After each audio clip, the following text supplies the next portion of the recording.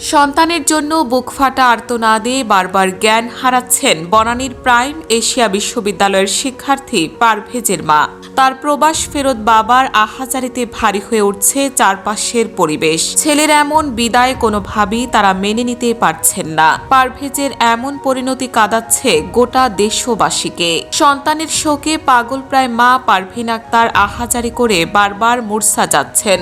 জ্ঞান ফেরার পর আবারও শুরু করছেন কান্না। সন্তানের শোকে পাগল প্রায় মায়ের চিকিৎসায় বাড়িতে চিকিৎসকও ডাকতে হয়। পারভেজ ময়মনসিংহের ভালুকা উপজেলার ৫ নম্বর বিরুনিয়া ইউনিয়নের কাইচান গ্রামের কুয়েত প্রবাসী জসিম উদ্দিনের ছেলে। তিনি প্রাইম এশিয়া বিশ্ববিদ্যালয়ের টেক্সটাইল ইঞ্জিনিয়ারিং বিভাগের শিক্ষার্থী ছিলেন। বিশ্ববিদ্যালয়ে দুই নারীর সামনে হাসাহাসির জেরে গত ১৯ এপ্রিল বিকেলে একদল যুবক তার প্রাণ নেয়। পারভেজের বাবা বিরুনিয়া ইউনিয়ন ছাত্রদলের ২০০৩ সালের কমিটিতে সদস্য ছিলেন। ছেলেও এলাকায় ছাত্রদলের রাজনীতির সঙ্গে সক্রিয় ছিলেন বলে জানান ইউনিয়ন ছাত্রদলের সাবেক সভাপতি ও বর্তমানে জেলা দক্ষিণ যুবদলের সহ প্রবাসী কল্যাণ সম্পাদক জাহাঙ্গীর আলম।